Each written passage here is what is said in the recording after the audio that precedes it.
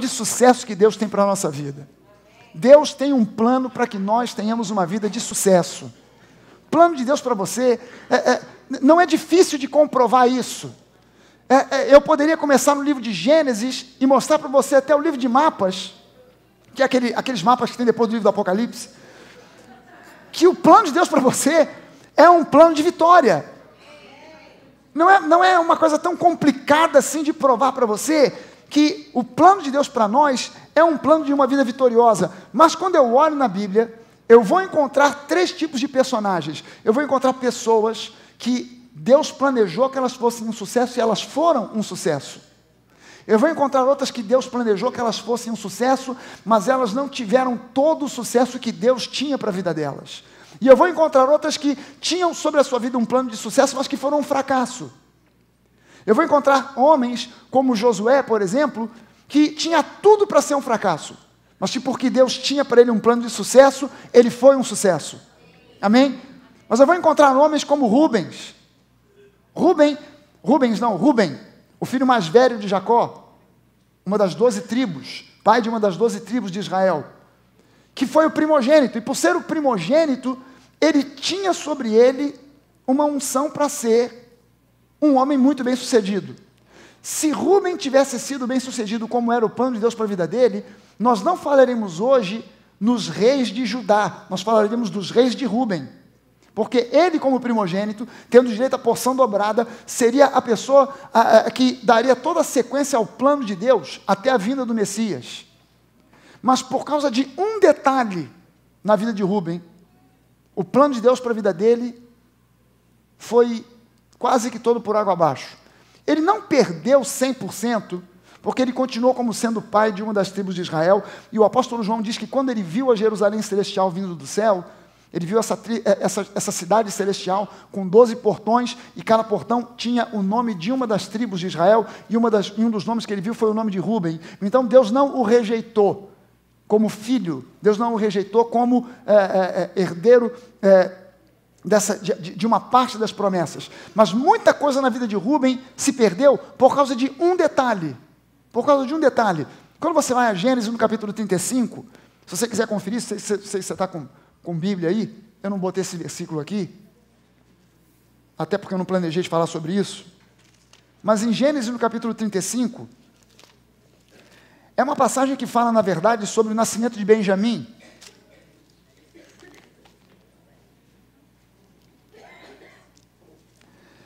Do versículo 16 ao versículo 22, essa passagem de Gênesis fala sobre o nascimento de Benjamim e a morte de Raquel. Eu falei sobre a geração de Benjamim alguns meses atrás aqui, e a gente leu a história de Benjamim, a história de Raquel, a história do nascimento de Benjamim, e que no momento em que ele nasceu, Raquel morreu. Mas aqui nesse relato, há um versículo com um detalhe que parece estar perdido aqui no meio dessa história. O versículo 22 diz assim: e aconteceu que, habitando Israel naquela terra, Israel é o nome que Deus deu a Jacó. Né? Jacó, o nome de Jacó significa enganador.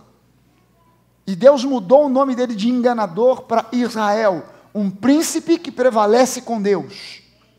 E diz aqui então que aconteceu que, habitando Jacó, Israel, naquela terra, foi Rubem, o filho mais velho, e se deitou com Bila, concubina de seu pai.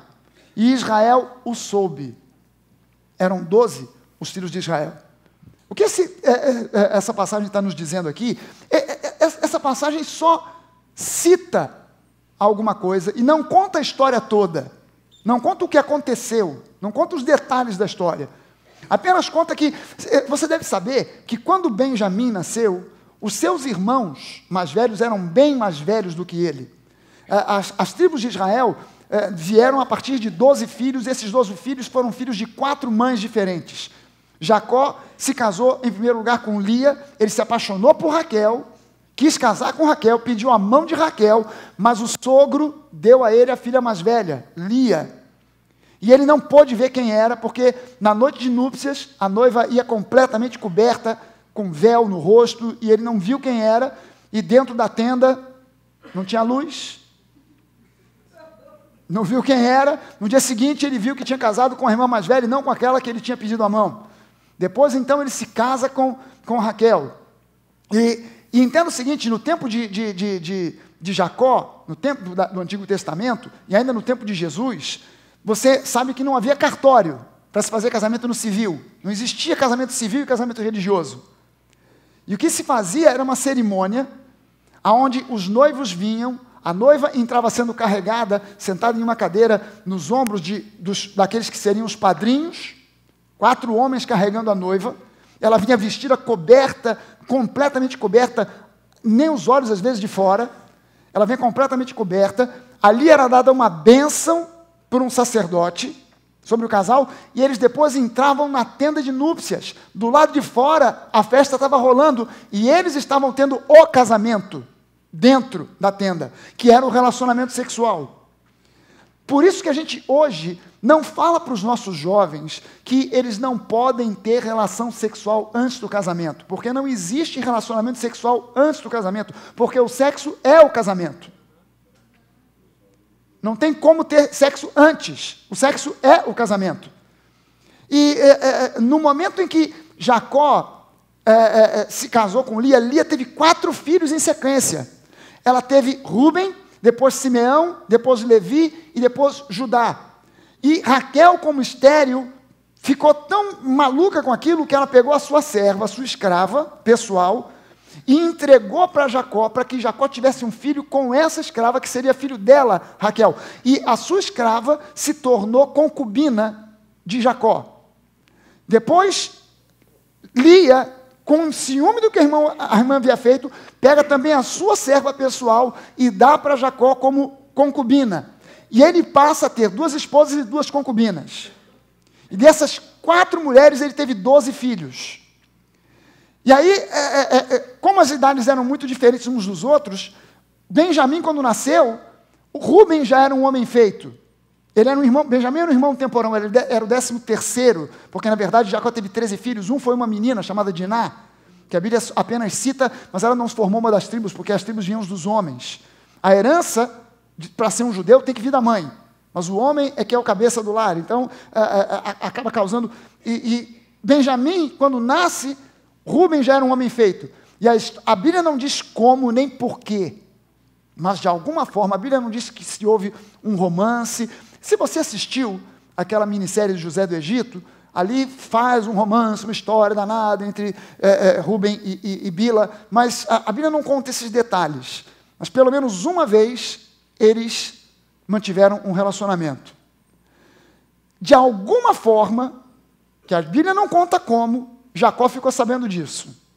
E aí quando você vai para o capítulo 49, Jacó, já agora no final da vida, quando ele vai, já vendo que ele vai morrer, ele está vendo que ele já está para morrer, ele chama os filhos para profeticamente abençoar cada um dos filhos, cada um dos 12 filhos. E ele começa pelo mais velho, Rúben. Rúben, como o mais velho, ele teria direito à porção dobrada da herança, daquilo que iria para cada um dos outros irmãos. Mas olha só o que Jacó diz para Rúben, no versículo 3. Rúben, tu és o meu primogênito, minha força e as primícias do meu vigor. O mais excelente em altivez, o mais excelente em poder. Impetuoso como água. Aqui na minha Bíblia, a versão diz impetuoso, mas no original diz instável. Instável como água, não serás o mais excelente, porque subiste ao leito do teu pai e o profanaste, subiste à minha cama. De alguma forma, Jacó ficou sabendo daquilo que aconteceu entre Rúben e Bila. E entenda só uma coisa, para Deus, pecado é pecado. Você entende que para Deus roubar R$100 ou 1 milhão é a mesma coisa? Mas que a consequência de roubar R$100 é uma, a consequência de roubar 1 milhão é outra? Você consegue entender isso? Você consegue entender que quem rouba R$100 pode até ser perdoado por quem foi roubado? Pode ser, coitado, me pegou R$100. Isso é infeliz, deixa ele embora. Mas quem rouba 1 milhão, esse aí vai passar por um perrengue danado, porque ninguém perdoa quem rouba 1 milhão. A consequência é bem diferente, você entende isso? E o único pecado que a Bíblia diz que nós devemos fugir dele é justamente a questão sexual. Se você for lá em 1 Coríntios, no capítulo 5, o apóstolo Paulo diz o seguinte: qualquer pecado que você comete é fora do corpo. Mas aquele que se deita com a prostituta está cometendo um pecado contra o próprio corpo, que é o templo do Espírito Santo. Acaso vocês não sabem que o corpo de vocês é o templo do Espírito Santo e que aquele que se deita com uma prostituta compartilha do espírito dela? Ou seja, pecado é pecado, mas consequências de certos pecados são diferentes de outros. Não é isso? Amém? E o que acontece aqui é que Rubem, por causa dessa atitude, a consequência na sua vida foi terrível, porque ele perdeu a bênção da primogenitura. E aqueles reis que vieram, que você lê na Bíblia, os reis de Judá, seriam, se Rubem não tivesse cometido aquele pequeno deslize, seriam os reis de Rubem, e não os reis de Judá.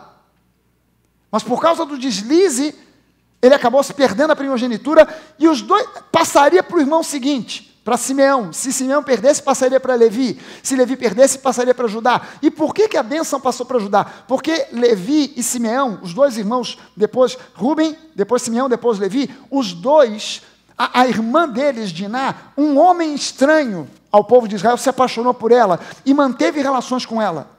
A Bíblia chega a dizer que ele forçou Diná. Os dois com raiva foram lá, mataram o sujeito, o pai dele e toda a tribo dos caras. E porque eles derramaram sangue, os dois perderam também. A bênção de Rubem passou para esses dois, os dois perderam, passou para Judá. E hoje nós estamos seguindo a Jesus, que é o leão da tribo de Judá. A bênção da primogenitura passou para ele. E há um padrão bíblico estranho, que sempre o primogênito acaba perdendo a bênção para o segundo filho. Mas é um padrão profético. Esaú era o mais velho, perdeu a bênção para o mais novo, que era Jacó. Rubem era o mais velho, perdeu a bênção para os mais novos. E é um padrão porque Jesus é o primogênito, e ele se expôs ao vexame público para que você e eu recebêssemos a bênção que era para ele. Amém? É apenas um padrão profético, mas entenda o seguinte: o plano de Deus para Rubem era um plano de sucesso pleno e total, mas por causa de um pequeno detalhe, ele perdeu aquela bênção. E você vai olhar outros personagens bíblicos que o plano de Deus era um plano de sucesso, mas a vida foi um fracasso completo. Já ouviu falar de Judas Iscariotes? Nenhum de vocês jamais vai me convencer que o plano de Deus para Judas era o inferno, porque se era para Judas, também era para Pedro. Porque da mesma forma que Judas traiu Jesus, Pedro também traiu Jesus. Mas Jesus perdoou a Pedro. Por que não perdoaria Judas? É porque na hora do sufoco, Pedro olhou para Jesus, Judas olhou para si próprio. E por causa disso, o plano de Deus para a vida dele foi um fracasso.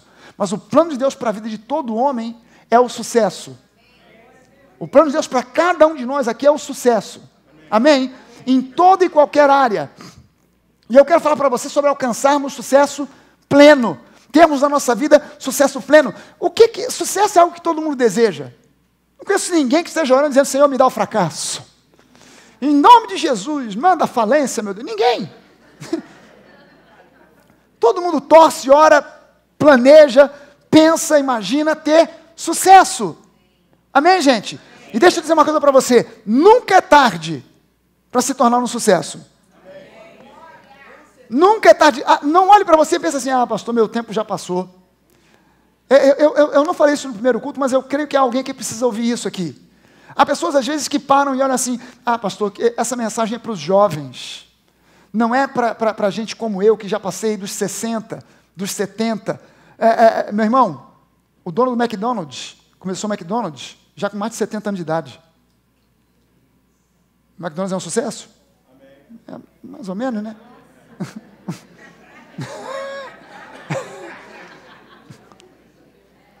Entenda o seguinte: Moisés só se tornou um sucesso depois dos 80. Abraão só se tornou um sucesso depois dos 100. Deus pode fazer o sucesso fluir na sua vida a hora que você entender, não a hora que ele bem entender, mas na hora que você entender que Deus pode. Amém? Deus pode. É algo que todo mundo deseja, mas quem é a pessoa de real sucesso? Porque a igreja às vezes se deixa invadir por uma ideia que vem do mundo. Não, sucesso é quem tem grana e fama. Presta atenção numa coisa.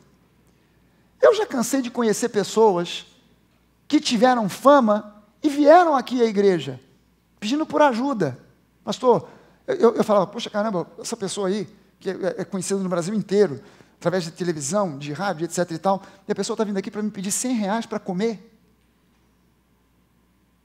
Que sucesso é esse? Quando a pessoa sai na rua, todo mundo olha, quer tirar foto junto e tal, mas não sabe que, na verdade, aquele sucesso é apenas uma casca. Mas que a pessoa está destruída. Sucesso é ter grana. Eu já li várias biografias de pessoas de sucesso, empresários, homens que foram diretores de CEOs de grandes multinacionais, que viajaram o mundo, líderes que inspiravam outros líderes, líderes que as pessoas olhavam e diziam, eu quero ser igual a esse cara.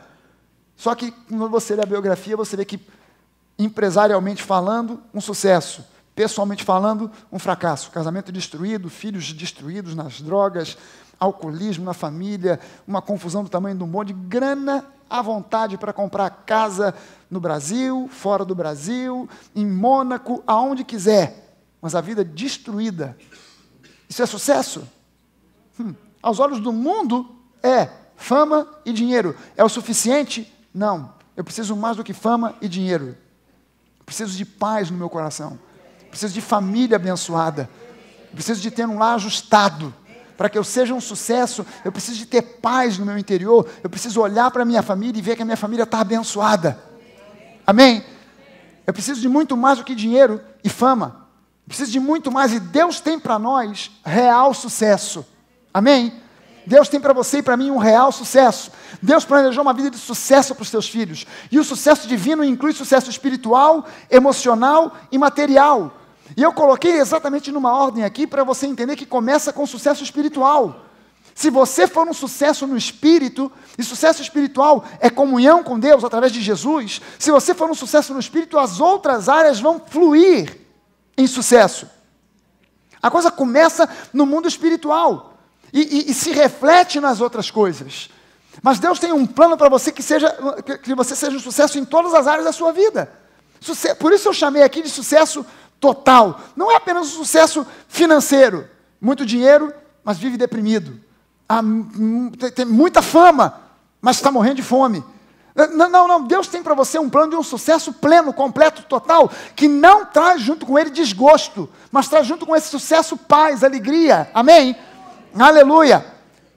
Eu quero falar para você de algumas coisas que são consideradas como fonte de sucesso, que produz sucesso. A primeira delas é talento.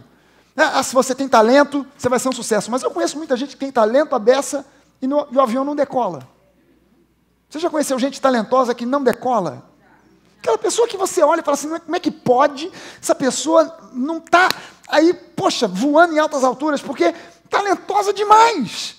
Mas por algum motivo, por alguma razão, aquela pessoa não decola. Então, talento é uma fonte importante, mas não é tudo.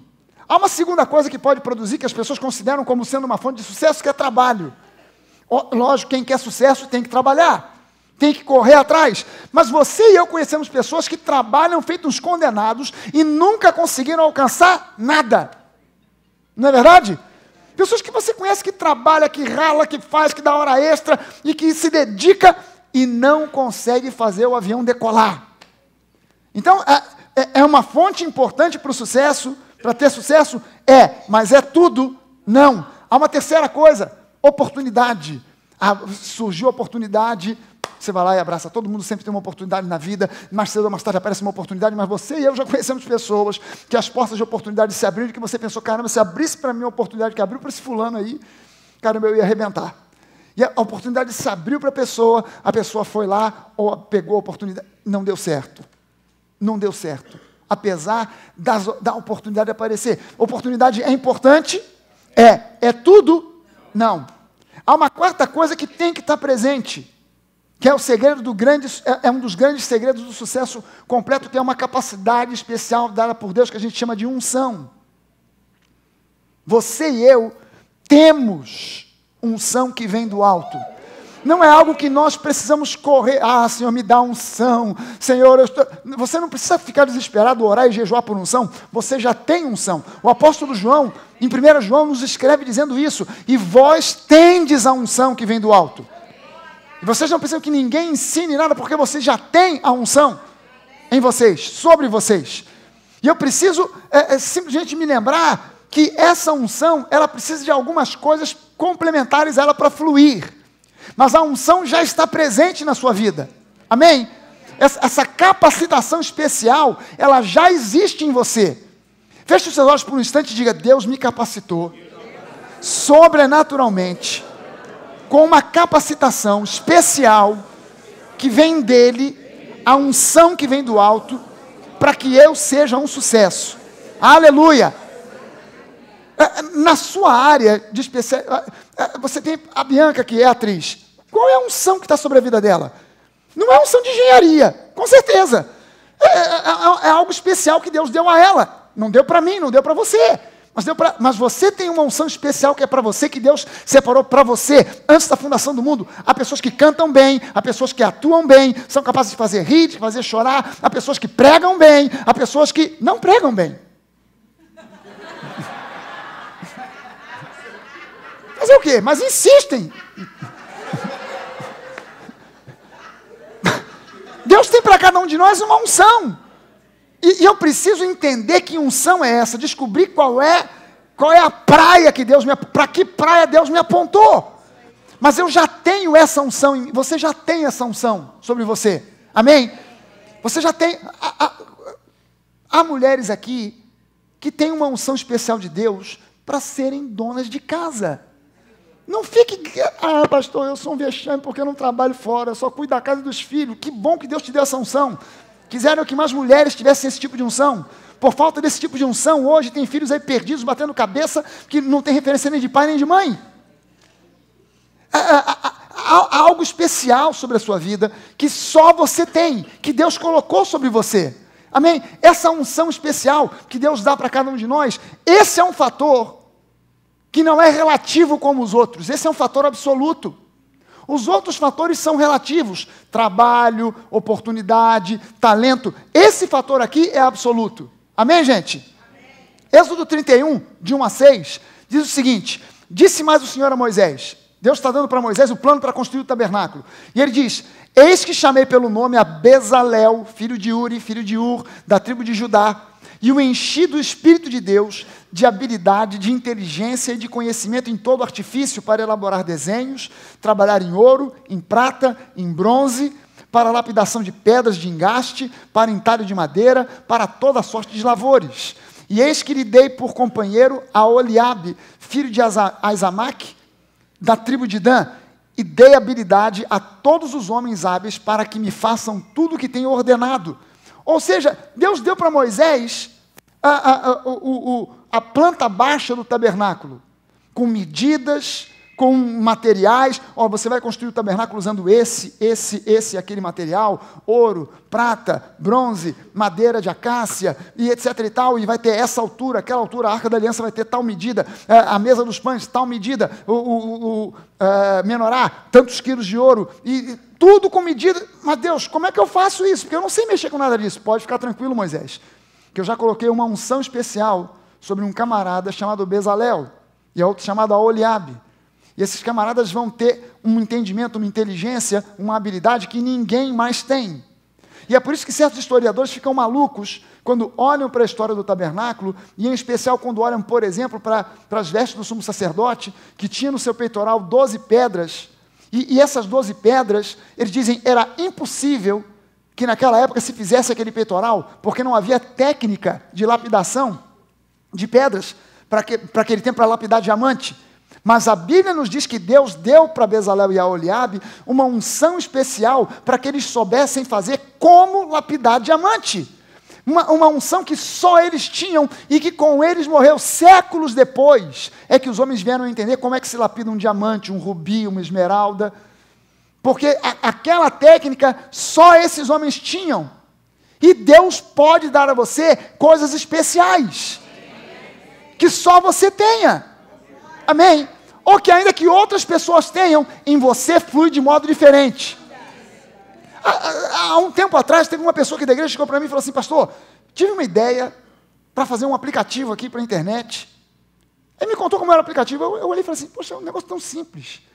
Qualquer criança podia ter bolado isso. Depois de alguns dias, chegou para mim e falou assim, pastor, os americanos viram isso aqui e valorizaram isso aqui em milhões de dólares. Eu falei, meu Deus do céu, uma ideia de criança. Vale milhões. E os caras querem comprar. Caramba! De onde saiu essa ideia? Você acha que foi da inteligência? Você acha que foi... Não, porque eu sou o cara? Não, porque Deus dá uma inspiração. De repente você acorda de um sonho, caramba, eu sonhei com isso, sonhei com aquilo, você vai e começa, Deus te dá em sonhos, Deus te dá uma inspiração que você acorda já sabendo como fazer, não sabe nem de onde veio a inspiração. Há uma inspiração que se Deus fez isso por Bezalel e Aholiabe na antiga aliança, o que Ele pode fazer por você na nova? Que tem melhores promessas. Amém? Aleluia! Há dezenas de exemplos, eu poderia gastar aqui dezenas de exemplos mostrando para você. Moisés. Você acha que Moisés foi o que foi? O sucesso que foi? Porque ele era um cara estudado? Porque... Não. Depois Josué, que se tornou também um grande sucesso, não tinha nenhum background, não tinha nada. Mas Deus disse para ele, Josué, você vai ser um sucesso só pelo seguinte, porque eu sou contigo. O segredo de Moisés é que eu fui com ele, e como eu fui com Moisés, eu serei contigo. Então somente foca nesse livro, medita nesse livro dia e noite, faz como Moisés te aconselhou a fazer, e você vai ser bem sucedido em tudo que você fizer. Você vai olhar para homens como Josué, como Gideão, caramba, camarada que foi um sucesso. Quem era Gideão? Um garoto covarde, que estava dentro de uma caverna malhando trigo, com medo dos midianitas, aparece um anjo e fala assim, vai nessa tua força, homem valente. Meu Deus do céu, que valentia é essa? Nenhuma. Deus o capacitou para ser um comandante de um exército, um cara que estava tremendo de medo, e Deus o capacita para ser comandante de um exército bem sucedido. Olhe para a vida desses homens, olhe para a vida de Davi, um moleque que chega no campo de batalha para trazer uns queijos de presente para o irmão. E quando ele chega lá, peraí, quem é esse filisteu? Você está maluco, rapaz? Você é um moleque desse, garoto novo, sabe nada da vida, querendo enfrentar um gigante desse? Um nefilim, tamanho do monte, o camarada vai te esmagar. Não, mas peraí, você só não está entendendo. Eu realmente, por mim, na minha força, não tenho nada para fazer contra esse cara. Mas eu não vou contra ele no meu nome ou na minha capacidade. Eu vou contra ele em nome do Senhor dos Exércitos. Foi lá e arrebentou com o cara. Se tornou um sucesso, porque Deus era com ele. Esther, uma jovem que tinha calculadamente aí 14, 15 anos de idade, uma jovem inexperiente, uma jovem medrosa, escrava, que de repente se torna a salvadora do povo de Israel, que ia ser exterminado, que tinha sobre si um plano de um holocausto, e de repente Deus a inspira para que ela consiga dobrar o coração do rei, e ele anule aquele plano de extermínio, e se torna um sucesso. Paulo, você acha que Paulo era um sucesso porque ele era um intelectual? Paulo era um intelectual. Paulo falava 3 línguas, no mínimo. Ele falava o hebraico e o aramaico, ele falava latim, ele falava o grego. Ele era discípulo de Gamaliel, o maior dos sábios da sua época, da cultura judaica. No entanto, ele diz, olha, eu quando estive no meio de vocês, eu fiz questão de não saber nada a não ser Cristo e esse crucificado. Ou seja, Paulo não era um sucesso porque ele era um intelectual, ele era um sucesso porque Cristo estava com ele. Cristo em nós é a esperança da glória. Cristo em nós é a esperança da glória. Estevão era um camarada que as autoridades olharam e falaram assim, não é possível, a gente matou Jesus, aparece agora esse cara igualzinho, repetindo as mesmas coisas. Por que Estevão foi um sucesso? Porque Deus era com ele. Você pode dizer isso, Deus é comigo. Você pode dizer para a pessoa que está perto de você, Deus é contigo, meu irmão. Aleluia. E o exemplo máximo, Jesus. Até Jesus foi ungido com o mesmo Espírito que você tem. Lá em Atos, no capítulo 10, versículos 37 e 38, o apóstolo Pedro, pregando, ele diz, vós conheceis a palavra que se divulgou por toda a Judéia, tendo começado desde a Galiléia, depois do batismo que João pregou, como Deus ungiu a Jesus de Nazaré com o Espírito Santo e com poder, o qual andou por toda parte, fazendo bem, curando a todos, todos os oprimidos do diabo, porque Deus era com ele. Jesus, tudo o que ele fez, ele não fez nenhum milagre como Deus, mas como um homem ungido pelo Espírito de Deus. Jesus era Deus, mas ele não curou os cegos como Deus, mas como o Filho do homem, ungido pelo Espírito de Deus. Jesus era Deus, mas ele não multiplicou pães e peixes como Deus, mas como um homem ungido pelo Espírito Santo de Deus. Por isso ele disse para nós, as coisas que eu faço, as mesmas coisas vocês farão e coisas até maiores. Porque ele não fez como Deus, mas como um homem ungido pelo mesmo Espírito que nos unge, que é o Espírito Santo. Amém? E nós precisamos dar uma olhada para isso, para entender, por exemplo, em Efésios 2, no versículo 10, que Deus tem para nós um plano de sucesso. Deus tem para mim e para você um plano de sucesso. Olha só o que diz, pois somos feitura dele. Essa palavra feitura, no grego, é poema. Poema que no português é poema. Nós somos o poema de Deus. Pois somos feitura dele, criados em Cristo, ou recriados em Cristo, nascidos de novo em Cristo, para boas obras, ou seja, para o sucesso, as quais Deus de antemão preparou para que andássemos nelas. Deus olha para você e Ele vê um poema que Ele mesmo compôs, para ser um sucesso. Amém? E Ele preparou isso para você antes da fundação do mundo. Não tem a ver com qualidades suas, especiais, tem a ver com uma escolha que Ele fez, em amor. Amém? Aleluia. Mas ainda assim, eu sei que muitos cristãos não estão desfrutando desse sucesso. Você e eu conhecemos cristãos, estão na igreja, são nascidos de novo, mas estão vivendo uma vida completamente aquém daquilo que Deus planejou para eles. Tanto no campo emocional, como no campo material, e até mesmo no campo espiritual, estão vivendo uma vida aquém desse sucesso que Deus planejou. Muitos não obtêm sucesso apesar de terem talento, apesar de trabalharem arduamente, de ralarem, e ainda assim não obtêm, o avião não decola. Outros não creem nem que tem talento, não, eu acho que eu não tenho talento nenhum, ou não conseguem ver oportunidades, têm uma visão embaçada por circunstâncias. As circunstâncias fazem com que a pessoa comece a acreditar, não, eu acho que eu não tenho talento, eu pensava que eu tinha, disseram que eu tenho, mas eu acho que eu não tenho coisa nenhuma. O problema é que é o país onde eu nasci. Se tivesse nascido em outro lugar, numa economia diferente. No que concerne a Deus, presta atenção nisso, no que concerne a Deus, o teu problema já está resolvido e o teu sucesso garantido. No que depende dele, o teu sucesso já está garantido. No que depende dele, o teu problema já está resolvido. Amém, gente? Amém. E Deus te ama. Isso aqui não é uma frase de efeito. Eu estou dizendo para você alguma coisa que a Bíblia diz a seu e a meu respeito. No que concerne Deus, o teu problema já está resolvido, o teu sucesso já é garantido. Amém, gente? Amém. O que eu preciso então? O que eu preciso é entender que há certas coisas que eu não consigo mudar. Há certas coisas que estão fora do meu controle. Coisas que eu olho e penso assim, se isso mudasse, se essa circunstância mudasse, minha vida ia mudar, eu ia ser um sucesso. O meu problema é a minha família, o meu problema é o país, o meu problema é o Estado, o meu problema é o governador, o meu problema é o presidente. Se essas coisas, há coisas que estão completamente fora do seu controle. Como, por exemplo, a economia do país. Você não tem controle sobre isso. A não ser que no próximo governo você seja escolhido para ser ministro das finanças, não, como é que chama? Da economia, que é muito improvável de acontecer, mas se não houver isso, é uma circunstância que está completamente fora do teu controle. Você consegue alterar a economia do país? Eu não consigo, você não consegue, mas desde quando Deus depende de circunstâncias externas para fazer o seu povo um povo abençoado? Me mostra na Bíblia algum lugar onde Deus olhou e disse assim, falhou. A economia do país está no buraco, não tem como eu agir. Vamos esperar 7 anos de miséria passar, para depois, quem sabe, se a economia melhorar, o meu povo será abençoado. Segura as pontas, meu povo. Não? Há alguma coisa assim. As circunstâncias favoráveis não são segredo do sucesso, até porque dificilmente circunstâncias nos são favoráveis. Em geral, elas são contrárias a nós. No geral, o crente nada contra a correnteza. No geral da vida, o crente normalmente está nadando contra a correnteza.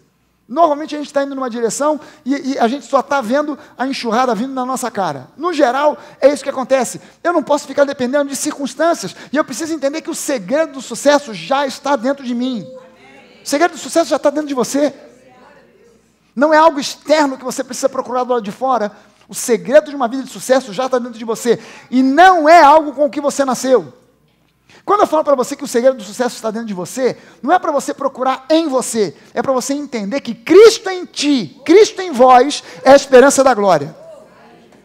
Eu preciso olhar para mim, para ver dentro de mim aquele que é a fonte do sucesso, não para procurar os meus defeitos ou as minhas qualidades. mas para entender que habita em mim aquele que é a fonte do sucesso absoluto. Amém? Eu preciso entender que esse segredo já está dentro de mim, já está dentro de você.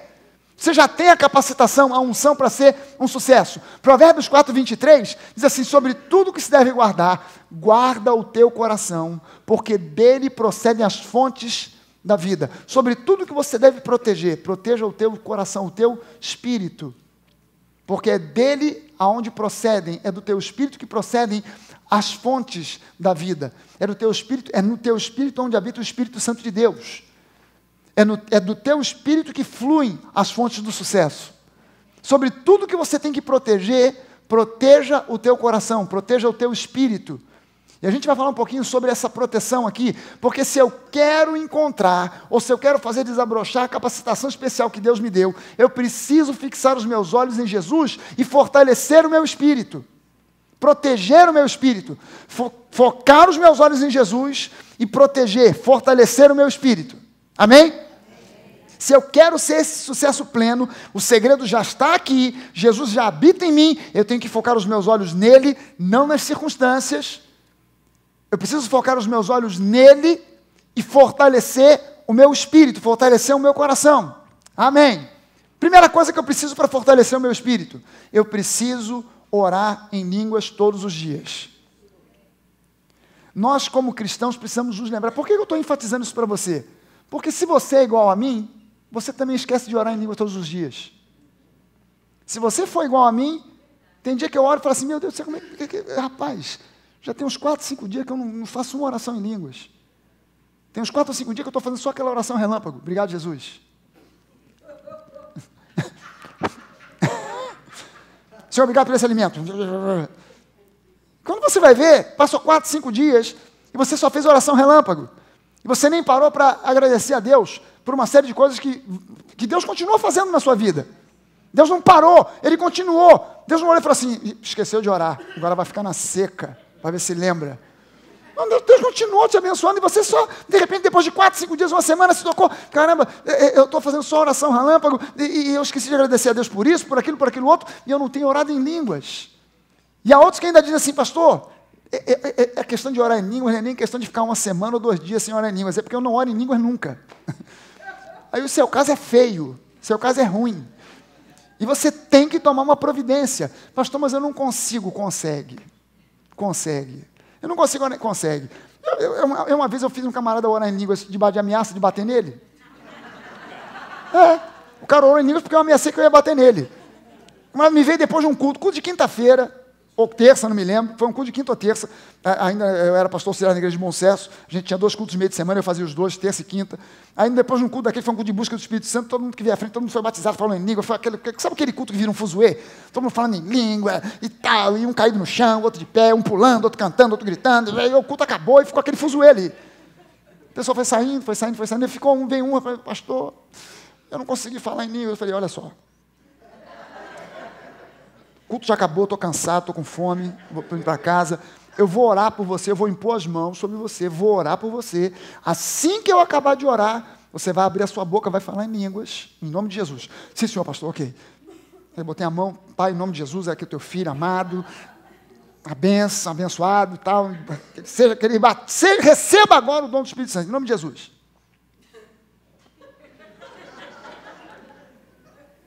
Olha para cá. Segunda vez, eu vou orar por você, quando eu acabar de orar, você vai abrir a boca e vai orar em línguas. Sim, senhor, pastor, sim, senhor. Aqui está o teu filho amado, cheio do Espírito, estou vendo já o Espírito sobre ele, unção, aleluia. Receba agora o nome do Espírito Santo, o dom do Espírito Santo, em nome de Jesus. Olha para cá. Olha só, terceira vez. Acabou. Para mim não dá mais. Eu vou orar por você. Se você no final da oração não abrir essa boca e orar em língua, eu vou sentar a mão na tua orelha, que tu vai orar até pelos cotovelos. Ele olhou para mim com o olhar regalado, eu vou ter: Senhor, em nome de Jesus. Ele rapidinho falou. Rápido falou. Porque sabe que eu sou maluco, que eu faço mesmo. Não é uma questão, entenda só o seguinte: o orar em línguas, a pessoa, o diabo, Ele não quer que você ore em línguas, porque Ele sabe que quando você ora em línguas, você está fortalecendo o teu espírito. Ele sabe disso. Ele sabe que quando você está orando em línguas, você está adorando a Deus de um modo que Ele não entende. Você está intercedendo e orando de uma maneira que Ele não consegue entender. Então Ele não quer que você ore em línguas de maneira nenhuma. Então o que Ele faz? Ele dá as duas uma. Ele te trava para que você não ore em línguas, para que você ache que não consegue, que não pode, que não merece, que não tem o dom. Ou então, Ele convence você de que você já é batizado com o Espírito Santo, mas não fala em línguas. Não, pastor, eu acho que eu sou. Peraí, se você acha, você não é. Porque quem acha é uma coisa, quem sabe é outra. Batismo com o Espírito Santo não é o que você acha. Eu acho que eu sou. Por que você acha? Porque no dia que o pastor falou do Espírito Santo, naquela noite eu senti um arrepio antes de dormir, e depois eu tive um sonho. Aonde é na Bíblia que diz que sonho é sinal de que o batismo com o Espírito Santo aconteceu? Não tem lugar nenhum. Então, qual é a referência bíblica que eu tenho sobre o dom de línguas? Todos os eventos bíblicos no livro de Atos dos Apóstolos, onde aconteceu o batismo com o Espírito Santo, desde o primeiro Pentecostes até o final do livro de Atos, sempre houve como evidência o falar em línguas, que é o dom mais simples. E o falar em línguas não é uma questão de o Espírito Santo entrar em você e fazer de você uma marionete. É uma questão de você abrir a boca e falar pela fé. Até um papagaio pode falar em línguas. Ainda que você queira me imitar. Mas fala. Peraí, deixa eu ver como é que o pastor fala. Rabachurele. Ok, rabachurele. Deixa eu gravar isso aqui. Rabachurele. Rabachurele. Rabachurele. Ok, gravei. Então, não é uma questão do que você decora. Há pessoas que, quando me vêm falando sobre o batismo com o Espírito Santo, pensam que eu falo de uma forma muito irreverente. Não, eu falo de uma forma muito simples. Eu falo para você, ao contrário do que certos religiosos falam, o batismo com o Espírito Santo não é para qualquer um. Você que está preparado, jejuado, passou uma semana em jejum, e que você que está livre de qualquer pecado, de qualquer erro, pode vir aqui à frente, porque agora você vai receber. E a pessoa, ela vem para receber por méritos, porque ela orou muito, porque ela jejuou demais, porque ela não está em pecado, e ela vem para receber. Não, eu posso receber pelos meus méritos, porque eu fiz por onde, eu orei, eu jejuei. Você não vai receber por méritos, você vai receber por graça. É o contrário, você tem que olhar para assim, caramba, eu estou cheio de erro, estou todo troncho, mas Deus me ama. E eu só tenho um jeito de vencer essa troncheira toda que está em mim. É ser cheio do Espírito. Então eu vou receber hoje. E você abre a sua boca e você fala pela fé. Qual é a diferença entre você e um papagaio falando em línguas? É que o papagaio pode falar em línguas, mas ele não tem fé. Você pode falar em línguas e você tem fé para crer que aquilo é o dom do Espírito Santo e que o seu Espírito está sendo edificado. Amém? Então você precisa orar em línguas todo santo dia. Todos os dias, porque você precisa de ser fortalecido no teu espírito para que você seja um sucesso, porque o sucesso começa no seu espírito, depois ele transborda para as suas emoções e depois ele transborda para o seu natural, à sua volta às circunstâncias, mas ele começa no seu espírito. E eu preciso fortalecer, proteger o meu coração, guardar o meu coração contra as investidas do mundo que querem me deixar desanimado, desencorajado, olhando para as circunstâncias. Então eu preciso fluir nos dons do Espírito Santo e em especial no dom de línguas, que é o dom que a Bíblia me diz que me fortalece espiritualmente. Amém, gente? 1 Coríntios 14, 18, o apóstolo Paulo diz o seguinte: eu dou graças a Deus porque eu falo em outras línguas mais do que todos vós. Cara, uma igreja de Corinto, presta atenção, vocês são uma igreja grande, vocês falam muito em línguas, mas eu falo mais em línguas do que todos vocês juntos. Não é à toa que o apóstolo Paulo é um sucesso, né? Amém? Judas, versículo 20, diz lá: vós, porém, amados, edificando-vos na vossa fé santíssima, orando no Espírito Santo. Ou seja, orar em línguas é fonte de fortalecimento, edificação espiritual. Amém? Quando eu oro em línguas, você não é fortalecido. Eu sou fortalecido. Quando você ora em línguas, você é fortalecido, não quem está do seu lado. Então, pastor, o que eu faço? Abra a sua boca e ore em línguas. E eu vou comissionar uns diáconos para estarem autorizados a sentar a mão na sua orelha, para desentupir essa garganta e você falar em línguas, se é que você não fala ainda. Amém? Segunda coisa que eu preciso para fortalecer o meu espírito, eu preciso aprender a confessar a palavra de Deus constantemente. Confessar, declarar a palavra de Deus. ser alguém que coloca nos... É muito fácil descrever as circunstâncias. Está ruim para todo mundo, então está ruim para mim também. Isso é fácil de falar. Você não precisa de Jesus para falar isso. Você não precisa de Jesus para dizer, o médico me deu um diagnóstico de câncer, é morte daqui a 6 meses. Qualquer um fala isso. Não precisa de ter Jesus. Você precisa de ter Jesus para dizer, está ruim para todo mundo, mas aquele que vive em mim me capacita para andar em vitória. Eu preciso de Jesus para olhar e dizer, o médico me diagnosticou com uma doença mortal, mas eu não morrerei, antes eu viverei, porque Deus é por mim, porque o Senhor já levou sobre si todas as minhas enfermidades. Você precisa de unção e coragem, para dizer o contrário do que o mundo diz. Amém, gente? E eu preciso manter firme a minha confissão de fé. Olha só o que diz a Bíblia em Provérbios 18, 21. A morte e a vida. Bote aqui, substitua pelo que você quiser. A doença e a saúde. O fracasso e o sucesso. Estão no poder da língua. O que bem a utiliza, come do seu fruto. A sua boca foi criada por Deus para ser fonte de bênção. Amém? Você não foi chamado por Deus para ser o locutor das más notícias. Você foi chamado por Deus para ser o declarante, o declarador das coisas fantásticas que Ele tem preparada para você, desde antes da fundação do mundo, e que estão registradas na palavra de Deus, para que você seja um sucesso pleno e completo. É o plano de Deus para você, não importa a área de atuação. Pastor, a minha área é uma área muito complicada, era de comércio. Eu tenho 1000 pessoas à minha volta, 1000 concorrentes fazendo a mesma coisa que eu faço. Eu trabalho numa surf shop e tem dezenas, hoje em dia tem dezenas no Rio de Janeiro, tem centenas, milhares de surf shops. Eu sou apenas mais uma no meio da multidão. Ah não, pastor, eu lido com material disso, material daquilo, material de construção, no recreio tem... Meu irmão, não interessa se existem pessoas concorrentes, Deus, Ele pode te favorecer, de forma que pessoas te procurem só você.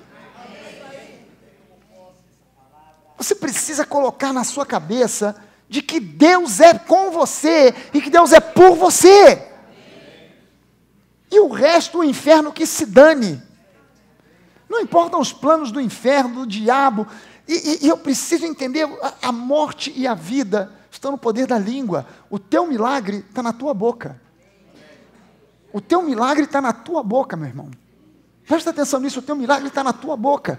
Não está escondido num canto qualquer. O teu milagre está na tua boca. Filipenses 4,13, o apóstolo Paulo diz o seguinte, eu tudo posso naquele que me fortalece. Sabe qual é o contexto em que ele vem dizendo isso? Ele vem dizendo, olha, eu já experimentei de tudo nessa vida. De ter muito e não ter nada. De estar bem aquecido e morrer de frio.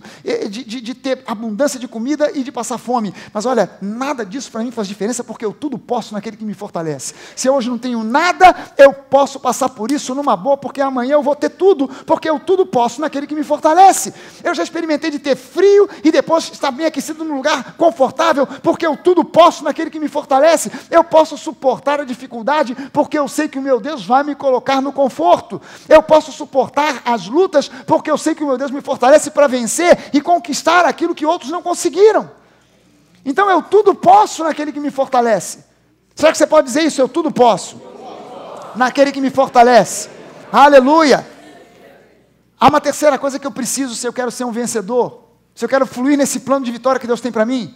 Eu preciso aprender a visualizar as promessas sendo cumpridas e realizadas na minha vida. Quando você fala sobre visualizar, hoje, isso é visto como doutrina da nova era, como ensino da nova era. Você entende que o diabo não cria nada, ele só copia? Eu vou mostrar para você aqui que Deus, Ele usa desse recurso desde muito antes de nova era, de guru de nova era pensar em existir. A Bíblia em si mesma é um livro cheio de recursos visuais. A nossa Bíblia não vem com desenhos e estampas. Mas, se você lê a Bíblia, você começa a ver desenhos feitos. As palavras de Deus descrevem desenhos para nós, onde a gente consegue olhar e fazer certas comparações. Dá só uma olhada no seguinte. Salmo 125, versículo 1 e 2, diz lá, os que confiam no Senhor são como o monte Sião, que não se abala firme para sempre. Como em redor de Jerusalém estão os montes, assim o Senhor em derredor do seu povo, desde agora e para sempre.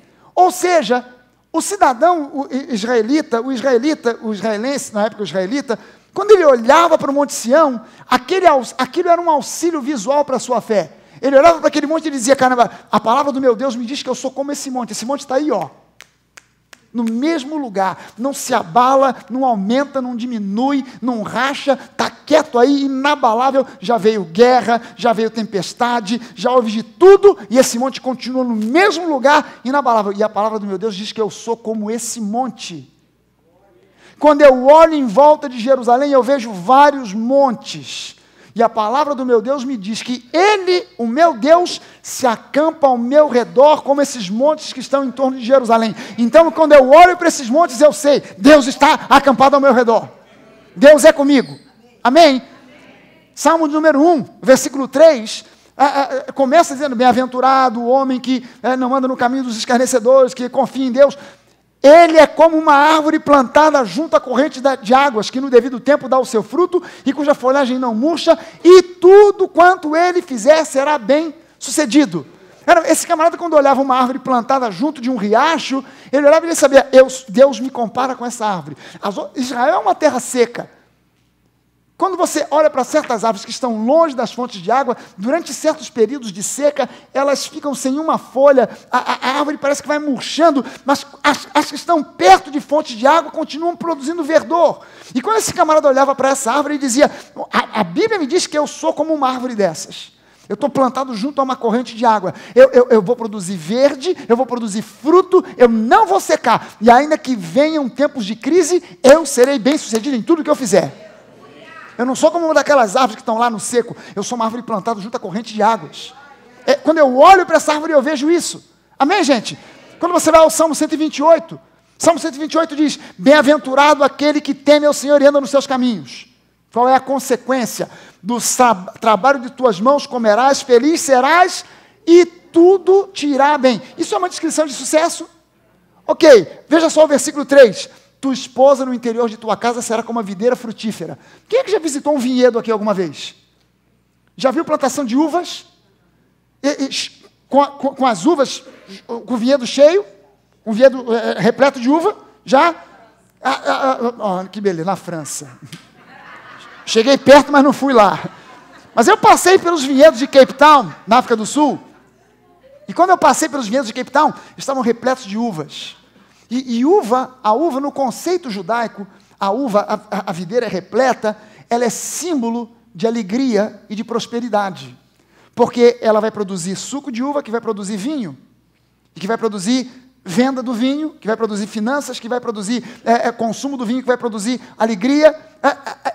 Ele diz, o homem que caminha nos caminhos do Senhor, a esposa dele é como uma videira frutífera, ela não é como um limoeiro.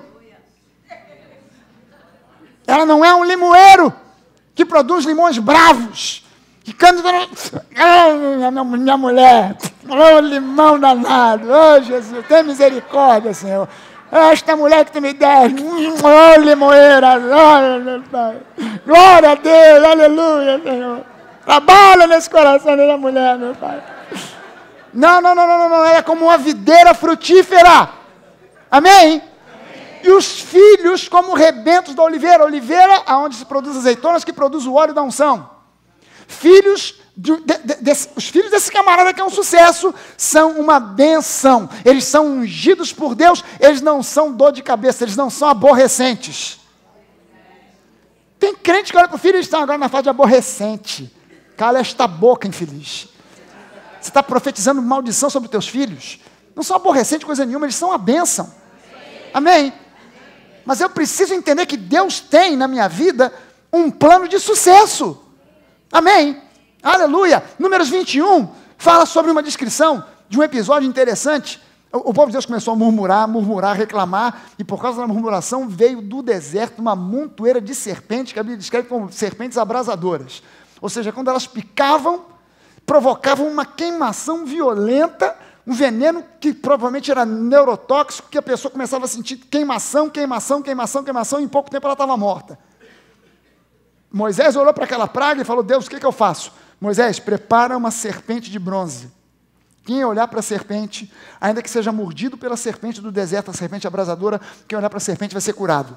E a partir daquele momento, Moisés constrói uma serpente de bronze, pendura num poste. Quem era mordido pela serpente abrasadora olhava para aquela serpente de bronze e imediatamente era curado. Essas serpentes, elas representam, elas simbolizam os dramas, as lutas, as dificuldades do dia a dia.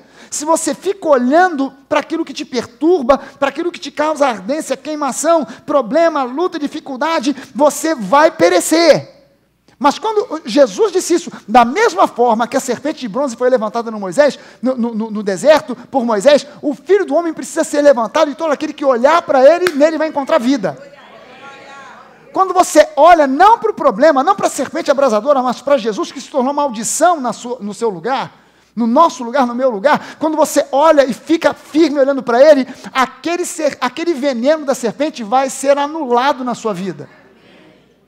E você precisa fixar os seus olhos em Jesus, não no problema, não na serpente abrasadora. Quando Deus quis dar a Abraão uma ideia sobre a dimensão da sua descendência, ele mandou que Abraão olhasse para as estrelas e depois para a areia. Deus deu um auxílio visual para Abraão. Abraão, olha para as estrelas. Abraão, olha só, eu vou te dar uma ideia. Pensa bem, tua descendência será enorme. Se eu não estou entendendo. Será gigantesca. Se eu não estou entendendo. Será muito grande. Se eu não estou entendendo. Olha para as estrelas. Uau! Céu sem poluição, sem luz artificial, estrela para tudo quanto é lado. Pois é, assim que vai ser. Agora eu estou entendendo. Olha para o chão. Está vendo essa montoeira de areia? Ok. Consegue contar os grãos? Não, é muito. É a tua descendência. Agora entendi. Agora estou entendendo. Deus nos dá auxílio visuais para que a gente possa compreender o plano de sucesso que Ele tem para nós. Amém? Então eu preciso olhar para as promessas de Deus e me ver nas promessas. Eu preciso me ver próspero. Eu tenho que varrer da minha mente a mentalidade de pobreza. E eu tenho que me ver próspero. Eu tenho que varrer da minha mentalidade a ideia de doença. Eu preciso me ver sadio. Há pessoas que só conseguem se enxergar doentes, que têm prazer de falar de doença. Sabe aquelas pessoas que gostam de conversar, de competir? Quem tem mais doença? Senta junto um com o outro para falar sobre as doenças que tem? Rapaz, a minha hipertensão está violenta. Pior do que a minha não está. Quantos remédios você está tomando? Estou tomando 2, pois eu estou tomando 4. E olha que não fica bom, hein? Eu estou tomando 4 e ainda assim está 14/10. Ganhei. Você tem que se ver curado. Não importa que você tenha... pastor, mas o senhor não sabe, eu tomo remédio todo dia, eu tomo remédio para pressão, eu tomo insulina para diabetes. Meu irmão, faça o seguinte. Então, pega essa receita que eu vou te dar. Não joga fora remédio. Não toma uma atitude translocada e maluca de fazer qualquer coisa assim, do nada. Continua tomando teus remédios, mas todo dia quando você for tomar, se você toma 3 vezes por dia, logo na primeira vez, você vai pegar o seu comprimido ou a sua injeçãozinha e antes de tomar você vai dizer, Senhor, eu te agradeço porque o teu Espírito Santo está agindo no meu corpo físico para que eu tenha cura plena dessa enfermidade. E toma o seu remédio. Deixa que o próprio médico vai te examinar daqui a algum tempo, porque você vai ter que voltar a ele. Ele vai te examinar e vai dizer assim, olha, tem alguma coisa errada aí. Tua pressão baixou demais. Vamos diminuir esse remédio, senão você vai ter um piripaque no meio da rua. Você vai desmaiar. Porque a sua pressão normal era 14/10 com remédio, agora tá 5/4, está quase colando uma na outra lá embaixo. Vamos diminuir esse remédio. Olha, a sua insulina não é possível. Você aumentou a insulina? Não aumentei nada. Pois é, mas eu vou ter que diminuir a dose, porque no seu açúcar você está começando a ter hipoglicemia. Até o dia em que você vai poder dizer, Senhor, eu te agradeço, porque agora eu já não preciso mais tomar remédio algum. Ou Deus vai fazer diferente. Talvez no próximo exame que você vai fazer, o médico vai dizer, para de tomar esse negócio, pelo amor de Deus, senão você vai ter um troço. Porque curou de vez. Não, mas você tem que botar na sua boca uma palavra de confissão. Eu tenho saúde do céu e se ver cheio de saúde. Você não pode se ver no CTI do Barradó. Você tem que se ver na beira da praia tomando água de coco. Pedalando uma bike a 60 por hora. No clipe.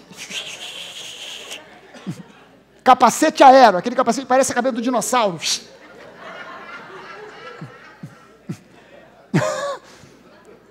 Isaías 61, versículo 1, diz o seguinte, o Espírito do Senhor Deus está sobre mim, porque o Senhor me ungiu para pregar boas novas aos quebrantados. Enviou-me a curar os quebrantados de coração, a proclamar libertação aos cativos e pôr em liberdade os algemados. Grava bem essa expressão aqui, proclamar libertação aos cativos.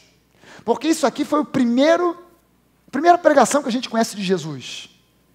Lucas capítulo 4 fala sobre Jesus foi convidado na sinagoga num dia de sábado para ler as escrituras. Ele pegou exatamente essa passagem aqui. Aí ele lê o seguinte: então lhe deram um livro do profeta Isaías, e abrindo o livro, achou o lugar onde estava escrito: o Espírito do Senhor está sobre mim, pelo que me ungiu para evangelizar os pobres, enviou-me para proclamar libertação aos cativos. E agora lá onde Isaías fala sobre libertação dos cativos, Jesus diz: e restauração da vista aos cegos. Não pense que Jesus estava falando sobre curar cegos como Bartimeu. Jesus curou cegos como Bartimeu. Foi um dos cegos que Jesus curou. Mas aqui, Jesus não está falando sobre essa cura, porque aqui então ele teria que dizer: me enviou para restaurar vista aos cegos, remover a lepra dos leprosos, fazer os aleijados andar, ressuscitar os mortos. Por que Jesus não citou outras doenças, só citou a cegueira? Porque Jesus não estava falando aqui, o texto aqui não está falando de uma cegueira física, mas de uma cegueira espiritual. Restaurar a vista aos cegos, aqueles que, embora estejam na casa de Deus, não enxergam o plano de Deus, não veem como Deus vê, veem o natural, se limitam a enxergar o que vem no natural, mas não conseguem enxergar com olhos espirituais o plano de sucesso que Deus tem para a sua vida. Então Jesus veio para restaurar essa visão, que ele considera lá em Isaías como um cativeiro. Quem não consegue enxergar o mundo como Deus enxerga, está preso num cativeiro. E precisa de libertação, tanto quanto alguém que está possuído por demônios. Eu preciso de uma libertação, de uma visão tapada, fechada, medíocre, que põe para fora o espiritual e só me deixa enxergar o que é o natural. Só me deixa enxergar que o país está numa situação X e eu não consigo por causa dessa situação econômica, porque o dólar, porque o euro, porque o governo, porque isso, porque aquilo, porque as minhas circunstâncias, a minha família, ninguém me deixou herança, eu nasci numa família pobre. Tire os seus olhos dessas circunstâncias, olhe para Deus e se veja no plano de Deus. Veja-se dentro do plano de Deus. Veja-se usufruindo do que Deus planejou para você. Atletas hoje fazem isso. E conseguem vencer provas pensando assim: eu já me vejo cruzando a linha de chegada dos 100 metros rasos em primeiro lugar. Eu me vejo correndo bem aquela maratona. Eu me vejo passando bem pelos quilômetros 10, depois pelo quilômetro 20, com o peito erguido, correndo, levantando bem a perna, sem nenhum sintoma de cansaço. Eu me vejo passando pelo quilômetro 30, rompendo a barreira dos 30 quilômetros, indo na direção dos últimos 40, dos últimos 10 quilômetros, para chegar bem na prova. Atletas hoje usam isso, visualização, para simplesmente conseguir um resultado que vai além do seu treinamento físico. E você precisa, se atletas conseguem usar isso, será que nós, como povo de Deus, que estamos ligados com a fonte de quem inventou isso, não vamos desfrutar desse benefício? Eu preciso me ver como Deus me vê. Amém?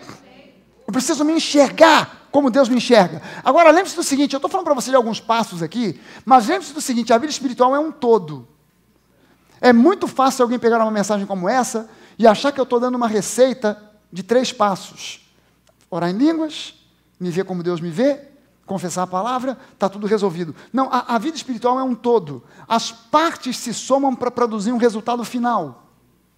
Eu estou falando de 3 coisas aqui que me chamam a atenção, como sendo coisas que muitas vezes faltam para que a vida da pessoa decole. Mas eu estou falando para você de um todo, que somado produz um resultado. O caminho do sucesso é composto por fatos que se complementam. Não são fatos isolados. Não é só o orar em línguas, não é só o confessar a palavra, não é só o visualizar-se como Deus te enxerga. É um somatório de todas as coisas. Ser dizimista e ofertante, ser membro fiel da igreja local, amar o teu próximo, perdoar quem te ofende, são fatores que vão se somando para produzir uma vida vitoriosa. Você está entendendo isso? Não adianta eu ter tudo isso aqui, eu sou dizimista, eu sou membro da igreja, eu amo meu próximo, eu perdoo, mas eu não consigo, eu não oro em línguas, eu não consigo me ver como Deus me vê, eu não mantenho firme a minha confissão de fé. Então você precisa somar essas coisas para formar um todo. Não adianta você confessar a palavra, não adianta você orar em línguas, e você, nessas outras áreas, tá capenga. Não, eu não sou dizimista, eu não sou ofertante, eu não sou membro, eu sou um gourmet espiritual.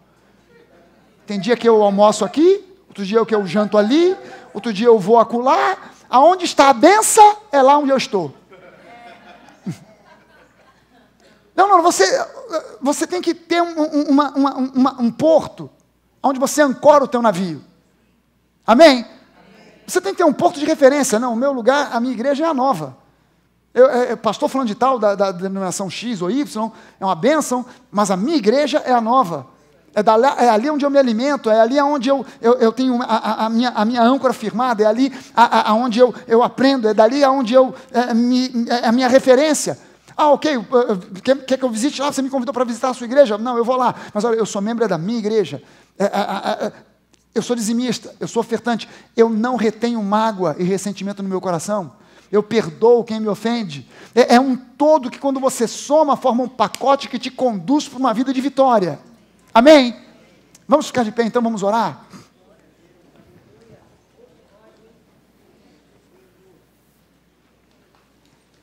Aleluia. Senhor Deus e Pai, no nome de Jesus, nós levantamos a nossa voz em oração, ó Deus, porque sabemos que esse é um recurso, que é uma chave espiritual. Falar contigo, orar a Ti, em nome de Jesus. Pai querido, há pessoas aqui que precisam de ter a sua vida destravada para desfrutar do sucesso e da vitória que Tu planejastes para cada um de nós antes da fundação do mundo.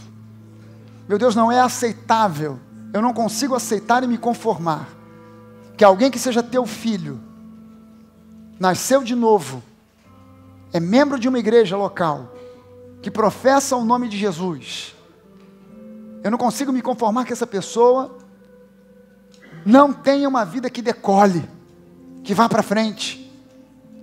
Eu não consigo, ó Deus, me conformar com essa pessoa tendo uma vida amarrada, presa, sempre dando ameaças de progresso, mas sempre retornando para a estaca zero. Meu Deus, eu não aceito isso.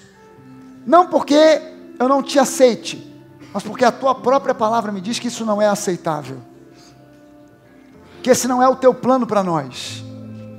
Que essa não é a Tua vontade boa, perfeita e agradável para cada um de nós. Eu não posso, ó Deus, aceitar uma igreja onde os enfermos não são curados, aonde aqueles que estão sofrendo não encontrem alívio e resposta. Eu não posso me conformar, ó Deus, com uma igreja onde aquele que chega abatido e sai do mesmo jeito. Meu Deus, em nome de Jesus, nós cremos na igreja sobrenatural.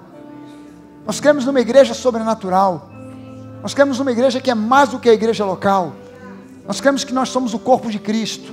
Somos parte desse corpo que se espalha por toda a face da terra. Mas, ó Deus, nós queremos ser aqui uma porção desse corpo, aonde os Teus milagres fluem de maneira constante. Meu Deus, em nome de Jesus, se há alguém aqui nesta manhã, cuja vida está atolada na mesmice, cuja vida, ó Deus, não tem experimentado do progresso, cuja vida não tem experimentado, ó Deus, desse sucesso que a Tua palavra nos mostra, que muitos daqueles que Te serviram no passado tiveram. Nós queremos, ó Deus, ter na nossa vida a mesma unção, o mesmo fluir de sucesso que houve na vida de Moisés, na vida de Josué, na vida de Gideão, na vida de Esther. Meu Pai, no nome de Jesus, em o nome de Jesus, nós oramos, ó Deus, para que seja removida de sobre o Teu povo todo jugo, todo fardo que impede o Teu povo de chegar a um sucesso extraordinário. Nós, ó Deus, não estamos Te pedindo aqui uma melhora, uma reforma, nós estamos Te pedindo um tempo novo. Estou orando, ó Deus, para Te pedir para que esse povo dessa igreja possa experimentar o sobrenatural, que vai além do talento, que vai além do trabalho, que vai além das oportunidades. Algo que vem simplesmente porque o Senhor é conosco. E em nome de Jesus, em o nome de Jesus, toda a opressão de fracasso, toda a opressão de escassez, toda a opressão de ignorância da palavra, seja removida agora em nome de Jesus. Em o nome de Jesus, que o teu povo seja liberado para prosperar e ser vitorioso em todos os seus caminhos, em nome de Jesus. Aleluia, amém, amém. Senhor, eu quero profetizar sobre o teu povo uma semana de abundância, uma semana de conquistas, de portas abertas, uma semana de novidades, uma semana de notícias boas, uma semana, ó Deus, de coisas novas acontecendo. Talvez, ó Deus, já haja alguém aqui que tenha vindo numa sequência de notícias ruins, mas eu quero profetizar que essa semana será uma semana diferente. Há de ser uma semana onde portas novas se abrirão, onde as notícias ruins se transformarão em notícias boas, onde aquilo que tinha uma perspectiva de ser algo desastroso se tornará num grande sucesso. Em nome de Jesus, se há alguém aqui, ó Deus, na porta de um grande fracasso, que essa porta de fracasso se feche e que se abra uma porta de sucesso. Em nome de Jesus, em o nome de Jesus. Aleluia. E todo o povo de Deus diz amém. Você pode dar uma salva de palmas ao Senhor. Aleluia. Aleluia, Senhor. Nós te louvamos, nós te bendizemos. Oh, Deus maravilhoso. Aleluia. Glória a Deus. Amém. Amém. Meu irmão, que você tenha um domingo fantástico. É um domingo maravilhoso, cheio de bênção. Um bom almoço para você. Uma boa tarde. Mas logo mais à noite a gente está aqui de volta. Deus te abençoe rico e abundantemente. Em Jesus, firme estou, a força vem do teu amor. Tu és Deus, meu Senhor.